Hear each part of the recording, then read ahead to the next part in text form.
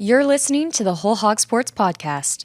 And now, here's your host, Matt Jones. Hey, welcome in. We're going to talk Razorback football today. We got Tom Murphy in studio with us. I want to tell you our show is brought to you by Eggland's Best. When it comes to your game day, you want the best in your lineup. That includes your eggs. Eggland's Best delivers more of the nutrition you need with 6 times more vitamin D and 25% less saturated fat than ordinary eggs. You can score now with Eggland's Best. Better taste, better nutrition, better eggs. For more information, visit egglandsbest.com. We're also brought to you by Bentonville Glass. They've been serving their community since 1971. They're committed, professional, and versatile.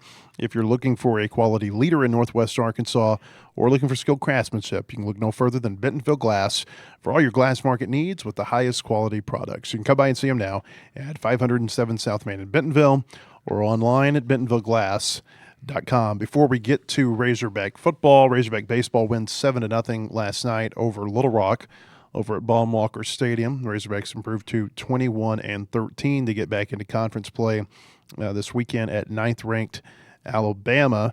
It feels kind of like a game we've seen in the midweek for Arkansas three times this year where it doesn't start out real pretty for them. Offensively, they were getting no hit through 4 innings last night. TJ Pompey leads off the 5th. He scores and gives them a 1-0 lead. And then the cap kind of came off in the 6th inning. Tom, Reese Robinette, after they loaded the bases without a hit. Nolan Souza struck out, but he gets to first. And then Kahio Aloy and Zach Stewart, they both walk. TJ Pompey comes up, gets himself a strike because he doesn't get in the batter's box fast enough. Ends up striking out for the first out, and then Reese Robinette gives them the hit that they kind of have been looking for. They haven't had that big 2-3 run hit this year very often. In fact, I was looking at some data yesterday as it relates to home runs, but I think that kind of the same thing can be said about singles and doubles. You look at their home runs this year, and I think every home run they've hit except for one has either been a solo home run or a 2-run home run. That's kind of the difference that I see offensively between this team and, say, like last year's team, is last year they would get guys on base, they'd get a big 2-3 run hit and drive them home. You're just not seeing that this much this year. But good win for them, 7-0 over Little Rock. Little Rock, they threw a starting pitcher last night who they're going to move to their weekend rotation, Nick Bronzini, who began his career at LSU. And this is the 4th year in a row, or the 4th game in a row, that Arkansas has shut out Little Rock. Yes, and I'm eyeballing those comfortable chairs over there, and I'm wondering at what point do I reach Bubba status? Yeah. And we can be over there comfortable, Matt, talking about baseball and That's football. above my pay grade. Yeah. We only talk in the comfortable chairs on Mondays and Thursdays. Gotcha. No, but you're right. Not a lot going on offensively. And then finally, it was an inning unlike many they've had in the last few weeks where, manufacturer guys getting on, starting with this seemingly innocent strikeout and Souza. And, if he'd have been hauling butt down the first baseline, he would have been safe easily. But he beat it because the throw from the catcher was high, and it leads to the Robinette home double over the first base bag. And just hasn't been a lot of that. It was Robinette's first 3 RBI game this season and his 4th multi-RBI game. But they parlayed that into and then Helfrich follows up with a double, and I think he gets to third on a wild pitch or something, and they get him in. And so it ended up being a 5-run inning, and it's been few and far between, and maybe some type of spark that takes him into that Alabama series. I thought the big news last night was that Gabe Gackle pitched, and Dave Van Horn didn't want to show his hand whenever he was asked, does that mean that he's coming out of the rotation? To me, I think anybody who's watching this, like if Rob Vaughn from Alabama pulls up the box score and he sees that Gabe Gackle has pitched on Tuesday night for Arkansas in a relief role, and oh, by the way, there are these comments leading up to it that are saying we're thinking about moving him back to the bullpen.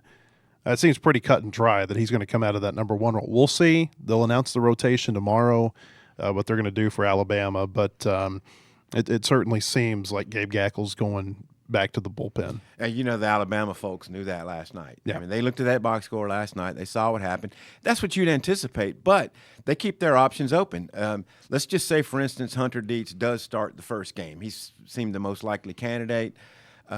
because they were early last week, and he would be right on target for a start this week. They would keep their options open. Who do you follow him up with? What does that look like? Might go TBA again. That's kind of what I think might happen. It would not surprise me if tomorrow, when they announce their rotation for the Alabama series, they go 100 eats game 1, TBA game 2, TBA game 3, just to leave your options open. Because, like, what if you get into a game 1, you're going into the 13th inning, and you take a lead, and maybe you're wanting to save Cole Gibbler to start game 2, but you've already pitched, you fired some bullets, and it's like, hey, let's go get this one. We're going to go ahead and pitch him.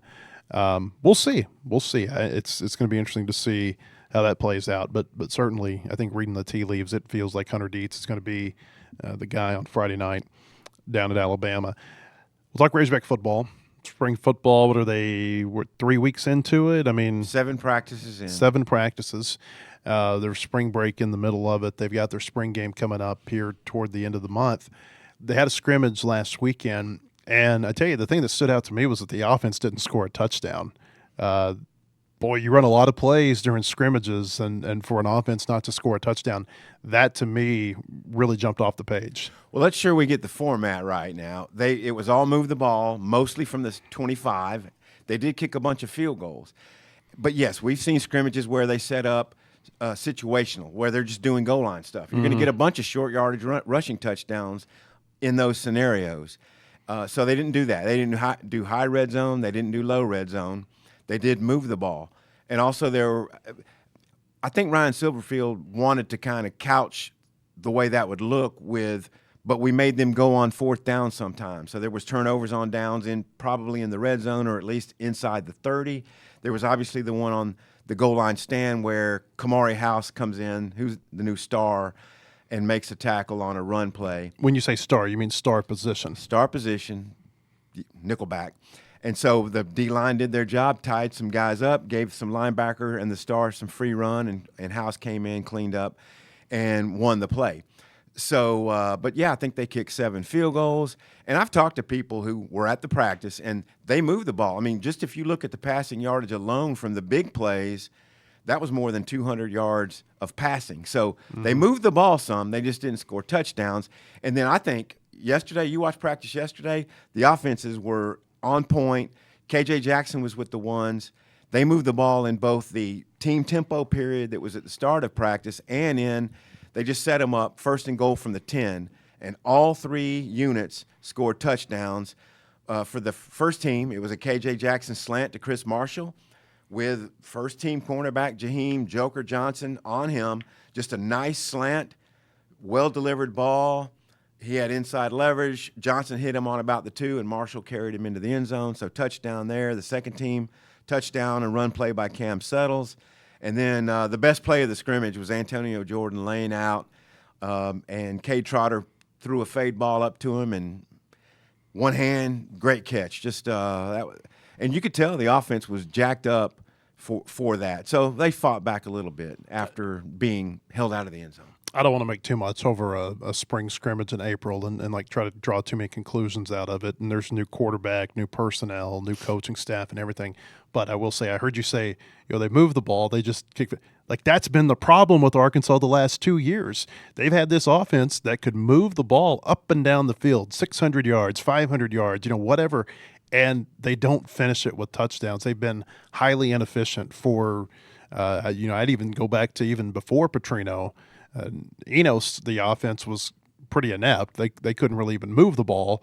But the last 2 years, that was the deal. It was like, yeah, hey, move the ball. Yards are great. They don't really mean anything unless you get points that accompany them. Well, and their points weren't like totally disappointing in 24 and 25. But turnovers were the biggest issue for that team last year in going 2-10 because their turnover margin was horrid. They fumbled twice going in games that were in weeks 3 and 4. That if they don't, who knows, they might have been 4-0 for that Notre Dame game. But they weren't. And so you're hearing it over and over. They have drills and circuits in these practices about own the ball on offense and take the ball on defense. And honestly, I think that there's really very little chance their offensive production numbers next year will match They were 10th in the country in total offense 2 years ago in 24, just a short time ago. Now, they didn't get to that level last year because the turnovers and what have you, but it will be hard for them to match their total offense numbers next year. But like you say, if you end drives with touchdowns and you clean up your turnover margin, then they have a chance to be a more productive or a more efficient offense. I hate the total offense stat. I really do. It Just like you hate rewards wins. you. Well, no, I don't hate wins. It rewards you for yards. It doesn't reward you for points. Like, But that you year still that they, track it, Matt. that It's a year that stat. they were a top 10 offense. They had 600 plus yards against UAPB, who should never even been playing against an SEC team in the first place. They had like 648 yards against Oklahoma State, and we know how poorly offensively I thought they played in that game. I mean, yeah, they moved the ball, but they just couldn't finish drives. And then they played against a Mississippi State defense that, until Arkansas last year, was probably the worst defense an SEC team has ever put on the field. So, like that inflated their numbers. I think if you look at their efficiency in 2024, it was bottom half of the SEC, and yet here we, people talk about them as a top 10 offense. It's I guess you can kind of make stats to be whatever you want to, but I never have liked total offense as a stat. No, you don't like wins in pitching either, and several. Oh other God, things. those are horrible. But- that is the most meaningless stat in baseball, But by you the still, way. but you still track, and total yardage is a stat, and we keep up with them. How about KJ and AJ, the quarterback battle? That's what people are interested in the most this year. Talking to some people who have been out there, because I haven't been at a football practice. I'm knee deep in baseball right now, but from people who have been out there, they say that it feels like KJ Jackson maybe has taken a step forward and feels like he looks like the front runner right now. So I sat in this chair 9 days ago doing a podcast with Christina Long, and she kind of said, is it really KJ's job and they're just going to keep this alive for the whatever purposes? And I was like, well, I think it's going to be a battle. But then in the rest of practices that week and this week, it's been pretty clear that KJ's been more productive, has been more just kind of in command from what you see. I don't want to speak for the coaches. I think it's going to continue to be share reps with the ones throughout spring ball. We'll see what camp looks like when they come around. But it just feels like KJ's a little bit more in control. And then when you see A.J. Hill's got a little bit of a windup to his pass delivery, and they've got to work on getting that corrected. And Mitch Stewart alluded to it, that when they do their RPO game, it's got to be quicker. You got to deliver on time in that RPO game, and that's a big part of what they do. So I don't mean to say that to denigrate A.J. Hill, because he's certainly got some upside, a big frame and all that. But yesterday at practice, KJ ran with the ones, and you could just see the efficiency was there. Can KJ win SEC games on a consistent basis? Like if they have to, because it feels to me like they're going to potentially have to put this thing on the quarterback's arm to win a lot of games. Can he do that? Well, that's the $1 million question with this team. Do they have enough quarterback talent to be a solid SEC club? So if you play better defense, you clean up your turnover margin, you still got to get some operation and efficiency from your quarterbacks. We have a small sample size with KJ Jackson. What he did late in the Texas game, what he did early in the Missouri game. They were behind, pretty much out of control, out of touch in the Texas game when he came in. But despite that, and despite giving up a scoop and score that really put it out of reach, KJ moved the team. You can say, well, Texas had it in hand, but he still moved the team, and they got touchdowns late in the Texas game. The Missouri game, they did have the lead. He wasn't as efficient, and then Taylor replaced him in the second half. But I don't think you can answer that question with great authority. Can he win an SEC game? But can he move an offense? Can he show ball security? I think we have enough to say there's a chance he can do those things. See, that to me is the concern with this football team is their quarterback play, because I just don't know. I didn't think they had good quarterback play last year from Taylor Green, and I don't know that they upgraded by the two options they had. I felt like they could have gone out, and I understand that the money is what it is, and you got to pay for a top end quarterback and everything. But I just kind of felt like with a first year head coach, it would have been very beneficial for Arkansas to go out and get more experience at the quarterback position. I think that's what concerns me about quarterback this year. It's not necessarily that I don't think KJ Jackson doesn't have talent or AJ Hill or whoever else. It's that neither of them really have experience. I mean, we're talking about KJ Jackson. It's literally less than, or maybe right at 2 halves of football that he's played in the SEC. That's pretty much the extent of his experience, and AJ Hill doesn't have more than that. That's right. And if you were to say, well, it's a veteran offensive line and he's got a bunch of weapons that have been here before to work with, you could have one answer that, yeah, I think it'll work. Mm-hmm. But there's so much other new things. Yep. It's a new coaching staff, new scheme, a bunch of new offensive linemen, new running back core. Some of the receivers are back, and mostly new on defense as well. So there's so many new components to the team that KJ Jackson is not only going to have to play his part, but maybe a little bit more for them to be more than just a 4-win team or a 5-win team. For people who have not watched Tim Cramsey's offense outside of last September in Memphis, what have you seen that's different about what they're going to be running this year relative to what it's looked like the past couple of years with Petrino? Well, yesterday when they looked pretty fluid, so Bobby Petrino had adapted from what he did, more of a drop-back style, pro style with Mallett and Wilson, to the RPO game because he had Lamar Jackson at Louisville. And by the time he got to Arkansas, he was completely, I think, on board with RPO stuff. And you saw a lot of that with Taylor Green, quarterback runs, option stuff. And I think a lot of that yesterday when they looked smooth was similar things. KJ Jackson has run with the ball. So I think you're still going to see RPO, quick throws, tunnel screens, stuff on the edges, along with a run game. And you just got to block it up well, and the quarterback's got to make good reads for, the mesh to work.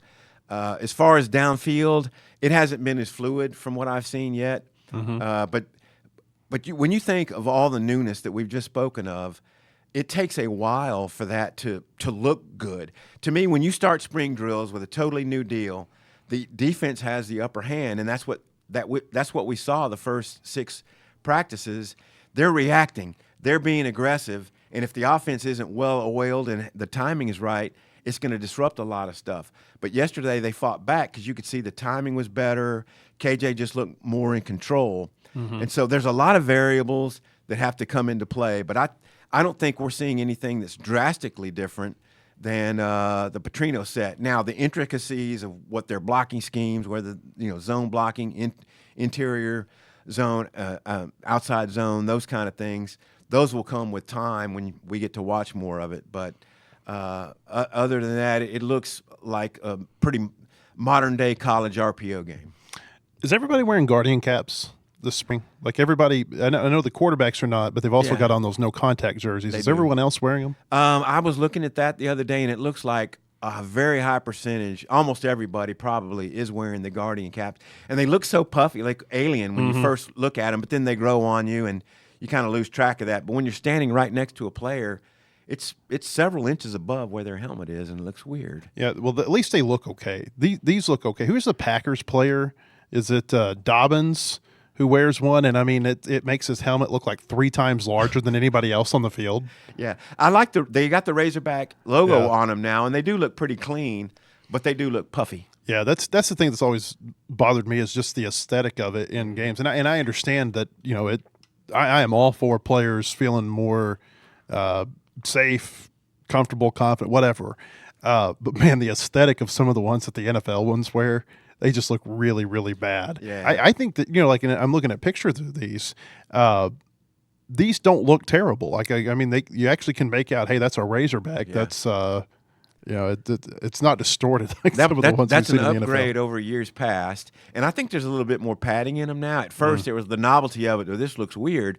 But if it's saving on concussions, that's the whole purpose of it. And really, I've grown to – I think the players probably like them. They probably don't weigh very much at all. Well, I think some people look at it like, football's not football anymore. But you and I both have had the opportunity to talk to a lot of older football players who you can see, and their families will tell you what, like, football 50, 60 years ago without the right protection on their head has done to them or did do to them, because a lot of them have passed away, and a lot of them passed away and they deteriorated pretty rapidly, because of brain-related injuries or illnesses. And so it's a new day.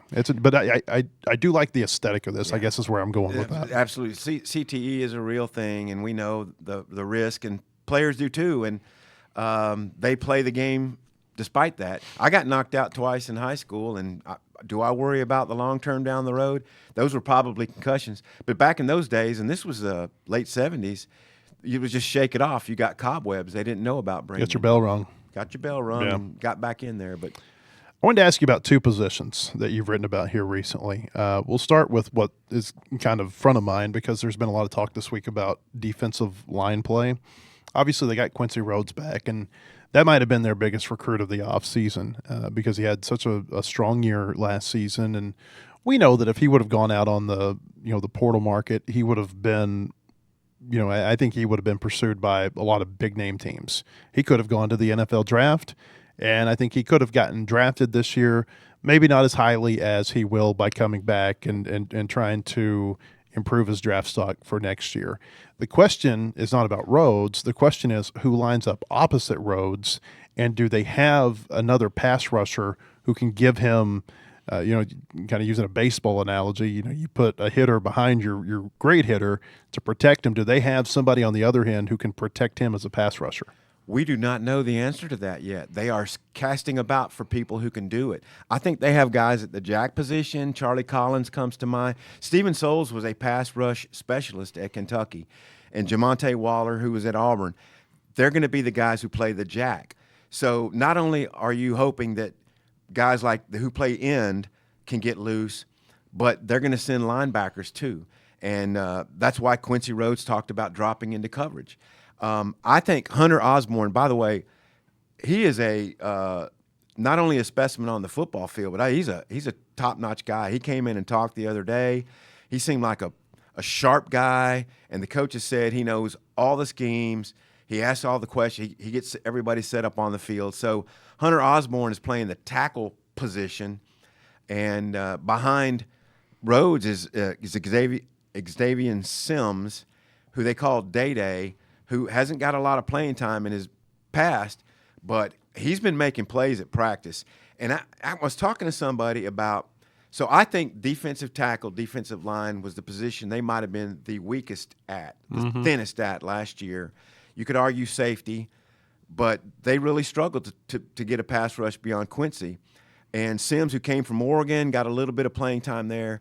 I think he's going to have a chance to impact them and possibly be someone who can rush. But when you're talking about on a side opposite Quincy, well, he's at end. The jack's going to be on the other side of the field. So I don't know where all they're going to bring pressure from, but it's going to have to be from guys who play the jack, guys who are playing linebacker. Can Bradley Shaw, can other linebackers, Wyatt Simmons, and maybe other people provide some kind of pass rush? And the answer to that is we don't know yet. Defensive line, there's a little rhyme that I always think of with defense: size and guys. Do you have size and do you have guys? Where does Arkansas fit in those two areas? Well, when you look at them now, there's a little bit more bigger guys. I mean, you look at Trajan Odom. Thankfully, I have the roster up this time. 6'3", 291. He came from Ohio State. I think he's going to be able to help. He's going to provide them depth. When they get off the bus, there's going to be guys who look big. I mean, Oki's playing the nose. He's listed at 6'2", 314, not a super huge guy, but he's going to provide, what you want him to do, tie up blockers and all and let other guys get some work done. But the freshmen, Beal and Kennedy, they're huge dudes. Will they be able to help him this year? We don't know. Carlin Jones, the guy who came from USC, listed at 321. There's some bigger bulk guys, but can they do their jobs, maintain their gaps, tie up blockers? That's what we're going to have to wait and see. But I do believe the numbers and the height and the size of these guys is going to be improved over last year. They'll look better getting off the bus. Yes. Okay. Wide receivers is another position you've written about here of late. And that's one, it reminds me a little bit of quarterback, where you keep like you keep some players that you probably want to keep, but there's not there's nobody in that group of players who have numbers that just jump off the page at you. That's right, and their top end speed worries me because I think that they struggled with that a little bit last year.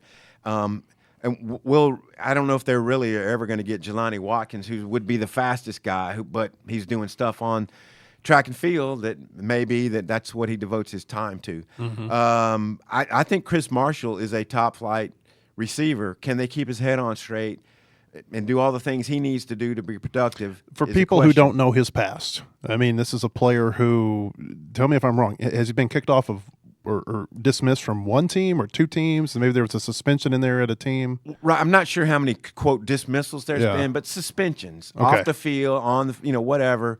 He's had disciplinary problems, just to put it in a nutshell. And talking to Larry Smith, it was like we sat down and had a heart-to-heart about what that's entailed and what it's going to take for you to stay on the field. He's already had an incident in practice. DJ Williams documented it on his podcast, and DJ thought it was a positive that, I think it was Lakai Rowland tied up, and how you respond to that as a team. So he's going to be interesting. Courtney Crutchfield, can he do the things it takes, mature, to be able to provide help at receiver? C.J. Brown, I think, is going to be a better player. Ishmael Cece, who was hurt last year with a wrist. So I think the number, and Jamari Hawkins, the guy who came over from Memphis, he's been near the top of drills. I think he can be a contributor. So while they might not have a super top-end speed guy, I think they do have some numbers. And I think Antonio Jordan, his catch yesterday was just phenomenal. He's not going to beat you with flat-out speed, but if you put the ball in his area, he might be able to beat you to the ball and win some one-on-one balls. So Donovan Faupel, the transfer from New Mexico State, I think when you talk about those guys, maybe Jaylen Brown, you've already got 7 guys we've probably named who will wind up making the travel squad, and I think some of those will rise to the top. I don't know if they're going to be a top-end SEC receiving corps, but I think the numbers are going to be okay. Antonio Jordan, he's a Warren guy. The Warren guys are made different, man. They like it's really it's always fascinating to me how a school that small in a town that small can produce so many big-time SEC players. I mean, they had at least 1 or 2 go to Tennessee. Of course, they had the group that came here with Childs and Greg and Jarius Wright. Traylon Burks came from there. I think all of it is a credit to Bo Hembry and that football staff and just the development that they have there at Warren. I did want to set the record straight here on Marshall. I looked this up while you were talking. So Marshall, at 3 schools, he's had some disciplinary issues. He was suspended twice, and the last time indefinitely at Texas A&M. He got dismissed from the team at Ole Miss, and then he got suspended a game last year at Boise State. So there's a track record there, but certainly, I mean, he was he a 5-star recruit out of high school? I think he's a 5-star out of high school. Yeah. So like everybody, when you have that much talent, people are going to continue to give you opportunities and say, hey, maybe this will be the place that it works. We'll see with him. Well, I think it can be said he's been a hothead in his past, and we've seen that at practice. So Larry Smith described it this way. He knows this is his last chance, his last time to make an impression. If he wants to play in the NFL, he's got to keep it together and be a good teammate this year and put up numbers at Arkansas. Last chance, he understands that. How do you feel about Silverfield and just kind of I'm trying to think how to say this, the way he carries himself on a practice field? Because I think you can tell a lot about a coach in those moments. Still gathering intel on how I feel like it's going to play out for him. There's a lot of obstacles he's up against. The fact that he had to almost rebuild the entire roster and all that, and so much of the talent is coming from the American Conference type level. A lot of his coaching staff, a lot of the top transfers they've gotten in. Joker Marshall, probably going to be a cornerback starter, played at Tulane. But this is high-end Conference USA. And I was American Athletic Conference.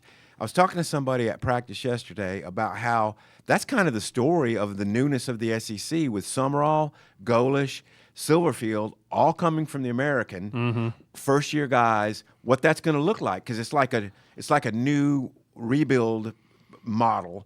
And so I do believe that his coaches that came over and the coaches he's attracted here believe in him and believe in his system, that the players are going to be held accountable.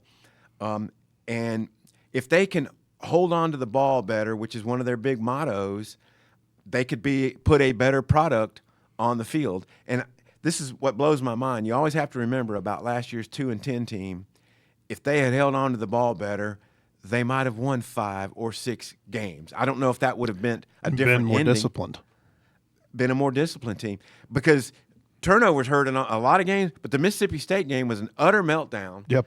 And Petrino was part of that from a penalty standpoint, and that cost him that game. I still feel like that game was – I think – I don't want to say the officials had it out for Arkansas, but I think they had rabbit ears when it came to Arkansas at the end of that game, because you look at the discrepancy between penalty – what was it, like 19-4 or something, and 193 yards to – it was incredible. It was amazing how differently it felt like that game was officiated. But as Arkansas, you had to own it, because they did a lot of things that were self-inflicted on their sideline that probably did not help them later in the game. Absolutely correct. It was the school record for total penalties and yardage. It cost them the game, and I can't think of a more kind of a one-sided officiating game than when BYU came here, and it was a Big 12 crew, and it felt like they kind of had their rabbit ears up in that game as well. It was BYU's first, I think it was like their first game against a power team as a Big 12 team or something like that. Hey, by the way, I noticed something kind of, and this is totally off topic. Have you noticed on the roster there's a TJ, a DJ, AJ, KJ, and CJ?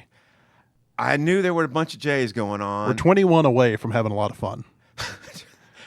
Yeah, with a J for every initial. Yeah. And a lot of times they don't use the periods anymore. It's just nobody uses periods anymore in their initials. So, yeah, I mean, when they call it the quarterbacks, they say, AJ, KJ, y'all get over here. You throw it to CJ, see if he can outrun TJ. I mean, that's kind of what it's like at practice these days. So, Tom, appreciate you being in here. You can read all of Tom's football coverage at wholehogsports.com. We're going to be back over here in the comfortable chairs tomorrow when Bubba Carpenter is in studio. We'll talk about the Razorbacks series against Alabama. Hope to see you then or at our website. Have a great day.